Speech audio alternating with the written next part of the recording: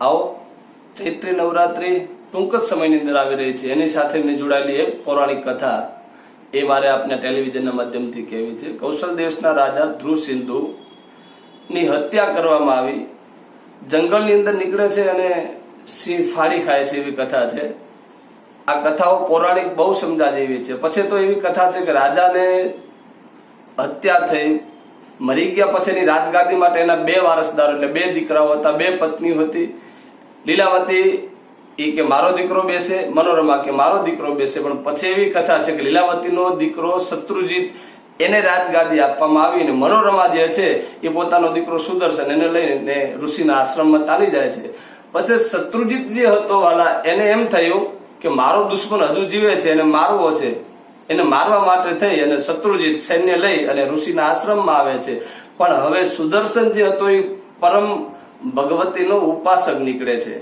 24 કલાક એક જ વસ્તુ એ બાળકના મનમાં હતું, કલીલા કલીલા કલીલા। કઈ વસ્તુ મંગાવે તો કલીલા બોલે, કઈ જરૂર હોય તોય કલીલા બોલે, રડે તોય કલીલા જેવો શબ્દ લાગે।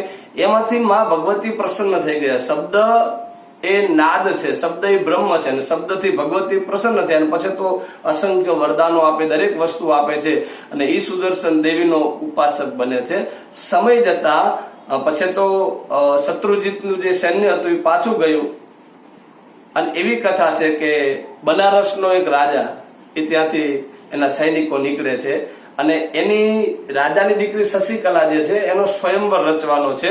એને ખબર પડી કે અહીંયા કોઈ તપસ્વી પુરુષ છે, પછી તો સુદર્શનને આમંત્રણ ત્યાં આપે છે। સુદર્શનને આમંત્રણ મળ્યું, શત્રુજીતને પણ આમંત્રણ મળ્યું, બંને ભાઈઓ ત્યાં આવે છે। શત્રુજીત અને સુદર્શન બંને જણાને વેર હતું પૌરાણિક પહેલાના સમયનું, એટલે શત્રુજીત જે રાજા હતો એને વેર વાળું હતું, એટલે સુદર્શને આ દીકરીનો જયમાળા તો અર્પણ કરી લીધી, અને પછી આ સુદર્શનની સાથે યુદ્ધ કરવા માટે શત્રુજીત તૈયાર થાય છે।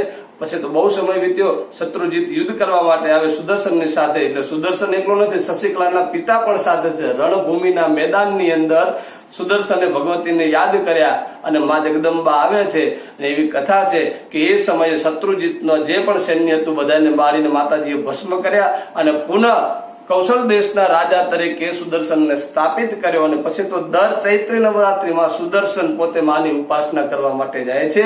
એવી માં ભગવતીની આ ચૈત્રી નવરાત્રી છે, અને આજ સુદર્શન રામના વંશજની અંદર પણ એની કથા આવે છે। તો આ ચૈત્રી નવરાત્રીની આવી પૌરાણિક અસંખ્ય કથાઓ ટેલિવિઝનના માધ્યમ દ્વારા આપણે નિહાળીએ, જાણીએ, અને આવો ચૈત્રી નવરાત્રીની આપ સર્વને શુભકામના। સર્વ સ્વરૂપે સર્વેશે સર્વશક્તિ સમન્વિતે ભય વિસ્ત્રાહીનો દેવી દુર્ગે દેવી નમોસ્તુતે। માં દુર્ગા આપની મનોકામના પૂર્ણ કરે। અને સજ્જનો ટેલિવિઝનના માધ્યમ દ્વારા આવી તો અસંખ્ય કથાઓ છે, પૌરાણિક છે, લૌકિક કથાઓ છે।